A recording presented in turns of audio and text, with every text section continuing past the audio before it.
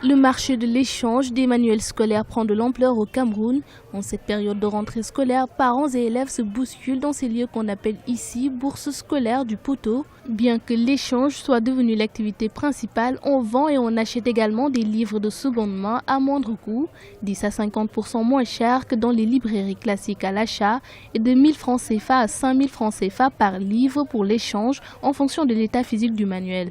Pour les nombreux parents qui viennent ici chercher solution à leurs problèmes, la satisfaction est au rendez-vous malgré quelques désagréments.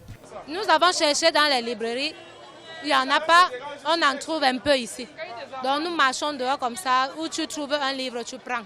Et surtout quand là on peut changer les livres, on peut trouver les livres neufs. Donc l'avantage c'est le prix, c'est l'argent. Je pense que ceux-ci sont un peu plus chers parce qu'ils taxent toujours un prix plus élevé. Il faut avoir les prix de la librairie pour pouvoir discuter ici. Selon la plupart des clients de la bourse du livre, les prix ont sensiblement augmenté. Les vendeurs justifient cette hausse en pointant du doigt les changements incessants des manuels scolaires au programme. Les livres sont devenus aujourd'hui comme les chansons. Chacun chante sa part, il vient au programme, on adopte ainsi de suite.